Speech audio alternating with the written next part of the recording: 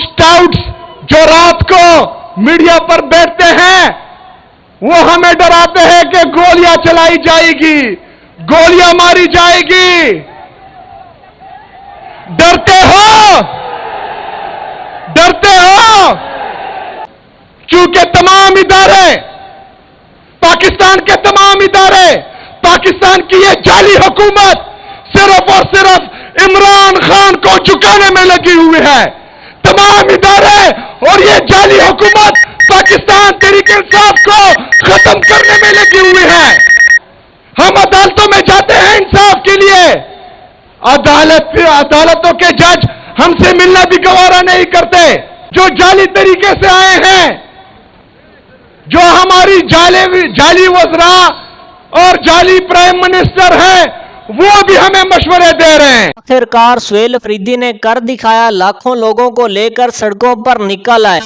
Opposition एक page पर मौलाना फजलुर रहमान की भी आमद पे कफन बांध के निकले, अब किसी जालिम के आगे नहीं झुकेंगे। सुहेल अफरीदी का कहना था अगर इमरान खान को रिहा ना किया तो पूरे मुल्क को भी जाम कर सकते हैं। बाती खिताब ताकतवर इदारों और हुकूमत को भी ना छोड़ा। सनसनीखेज तकरीर, आगे कुछ भी हो सकता है। दोस्तों पहले ये वीडियो देखते हैं फिर इस पर बात करेंगे। चैनल को सब्सक्राइब लाजमी कर लें, बेल आइकन को प्रेस कर दें। आपकी मोहब्बत का शुक्रिया।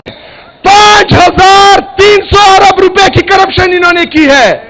मेरे पाकिस्तानियों, 5300 अरब रुपए का मतलब 5,30,000 करोड़ रुपए की करप्शन इन्होंने की है। या खून में नहा कर दम लेंगे, ये अमरीकी दलाल बला क्या खाक डराएंगे हमको।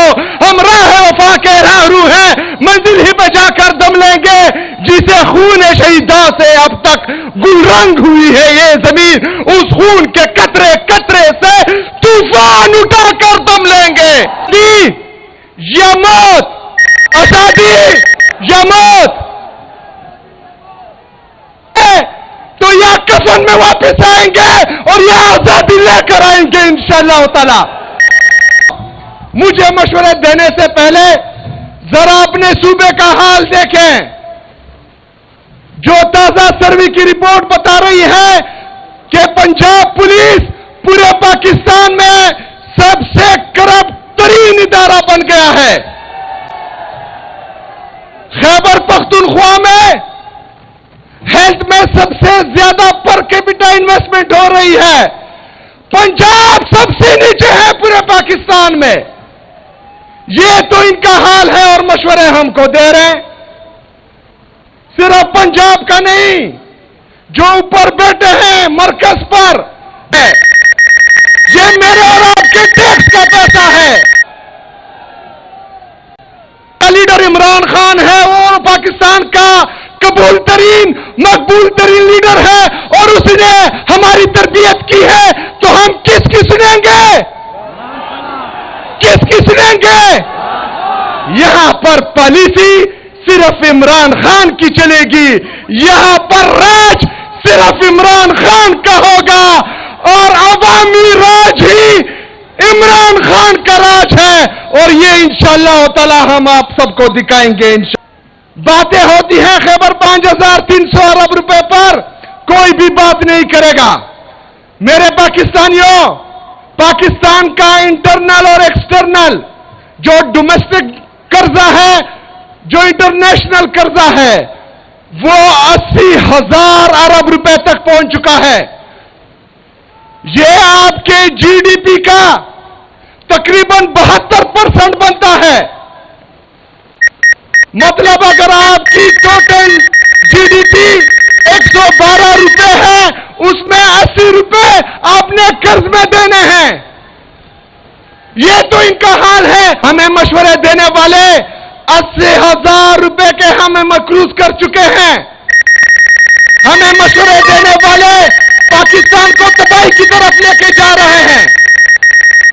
मेरे पाकिस्तानियों, हमारे फॉरेन रिजर्व जो 20 अरब रुपए पर हैं, वो भी लोन लेकर, और जो दोस्त मुमालिक हैं उन्होंने हमें कर्जा दिया हुआ है।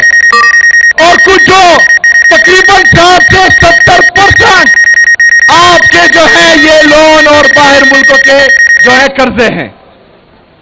جو باقی ہمارے فورن ریزرو ہیں وہ ریمنٹنس سے آتے ہیں.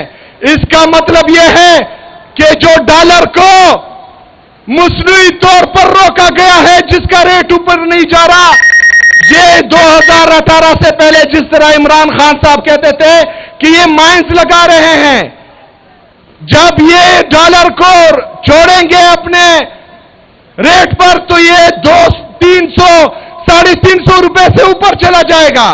یہ کیوں ہو رہا ہے؟ ابھی آتا ہوں میں. ہم جاتے ہیں اپنے لیڈر سے ملنے کے لیے، وہاں پر عمران خان صاحب کی بہنوں پر واٹر کینن کا استعمال ہوتا ہے. عمران خان صاحب کی اہلیہ بشرا بی بی کو جعلی مقدمات میں ناحق قید کیا ہوا ہے. کس لیے؟ صرف اور صرف عمران خان کو دبانے کے لیے. میرے پاکستانیوں، جن سے ہمیں انصاف کی توقع تھی وہ ہمیں انصاف نہیں دے رہے. جو ہمارے محافظ تھے وہ ہمارے قاتل بنے ہوئے ہیں. جنہوں نے ہماری مینڈیٹ کی حفاظت کرنی تھی وہ ہمارے مینڈیٹ پر ڈاکہ ڈال رہے ہیں. تو آپ مجھے بتائیں کہ ہمارے پاس حل کیا ہے؟ حل کیا ہے؟ حل کیا ہے؟ میرے پاکستانیوں،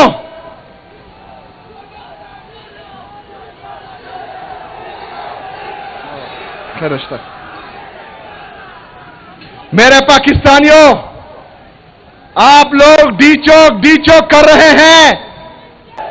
میرے پاکستانیوں، عمران خان کا جیل سے پیغام بھی آ چکا ہے کہ آزادی یا موت، آزادی یا موت.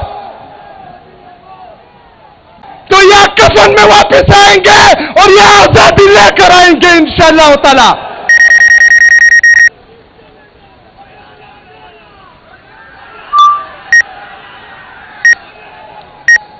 میرے عزیز ساتھیوں، آپ لوگوں نے تیار رہنا ہے. عمران خان صاحب نے یہ ذمہ داری چاہے وہ مذاکرات کی ہو یا احتجاج کی ہو، وہ تحریک تحفظ آئین پاکستان کے محمود اچکزئی صاحب اور علامہ ناصر صاحب کو دی ہے.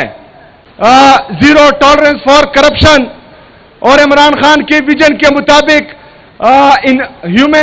انسانوں پر انویسٹمنٹ، یہ ہمارا جو ہے پرائم مقصد ہے انشاءاللہ تعالی. اس کے جو آپ لوگوں کا بھی پتہ ہے کہ 16,000 بھرتیاں ہم نے ایلیمنٹری ایجوکیشن میں کی ہے. میں چیلنج کرتا ہوں خیبر پختونخوا میں تمام میڈیا چینل کو، پورے پاکستان میں میڈیا چینل کو، کہ وہ آئے اور ان 16,000 میں ایک نوکری بھی مجھے بتائے کہ یہ سفارش بھی ہوئی ہے تو میں استعفیٰ دے دوں گا انشاءاللہ تعالی. میرے عزیز ساتھیوں، یہ تمام چیزیں ہم عمران خان صاحب کی ویژن کے مطابق کر رہے ہیں. لیکن پرسوں میں سن رہا تھا کہ ایک مینڈیٹ چور جس نے لاہور کی عوام کے مینڈیٹ پر ڈاکہ ڈالا ہے، جو جعلی طریقے سے، غلط طریقے سے پنجاب کی وزیر اعلیٰ بنی ہے، جو کا کے اوپر کی کے اوپر کے لکھتی ہے، وہ مجھے مشورے دے رہی ہے. اللہ کا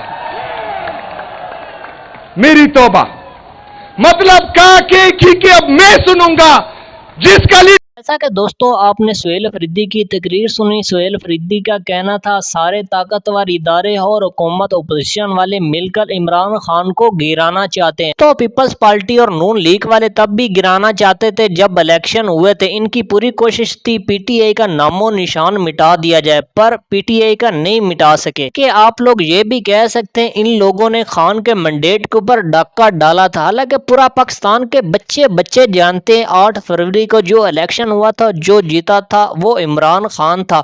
लोगों ने जिसको वोट दिया था वो इमरान खान ही था। इमरान खान ने सच कहा था, ये जितनी भी पार्टियां, ये सब पार्टियां मेरे बुक्स में एक पेज पर आ जाएंगे। हालांकि ऐसा ही हुआ। जब इलेक्शन हुए थे एक बंदे के बुक्स में हुकूमत बनाने के लिए, ये सब पार्टियां एक पेज पर आ गई थी। आजाद कश्मीर के अभी इलेक्शन हुए थे, इसमें यह साबित हो गया था ये सियासी पार्टियां किसी की भी नहीं होती। जिधर इनका मफाद होता है ये उधर ही जाती हैं। आपको पता भी इलेक्शन के दिन थे, कैसे बिलावल भुट्टो ने अपना गिरगिट की तरह रंग बदला। हकीकत है, मरियम नवाज भी चाहती है मैं वजीर आजम बन जाऊं, और बिलावल भुट्टो भी चाहता है मैं वजीर आजम बन जाऊं। हालांकि बिलावल भुट्टो वजीर आजम कभी भी नहीं बन सकता। इसने अपने नाना की सियासत को, जैसे बोलते हैं ना, दफन कर दी। इसने दफन कर दिया है। तो आप खुद फैसला करो। जब 8 फरवरी को इलेक्शन हुए थे तब धांधली नहीं हुई थी, तब बिलावल भुट्टो को याद नहीं है ये धांधली हुई है। अभी बिलावल भुट्टो हर टीवी शो के ऊपर आके बोल रहा है हमारे साथ धांधली हुई है, हमारे साथ धोखा हुआ है। या तो वो पहले गलत था या तो वो अब गलत है। कि बलोचिस्तान की तरह अगर जीत जाए फिर धांधली नहीं हुई, अगर हार जाए फिर धांधली हुई है। ये इंसाफ है इन लोगों का। तो आप क्या समझते हैं, क्या वाकई साफ शफाफ तरीके से इलेक्शन हुए? अपनी राय का इजहार कमेंट में लाजमी किया करें। आपकी राय हमारे लिए काबिल इतराम है। अगर वीडियो पसंद है वीडियो को लाइक कर दें, चैनल को सब्सक्राइब कर लें, बेल आइकन को भी प्रेस कर दें। आपकी मोहब्बत का शुक्रिया।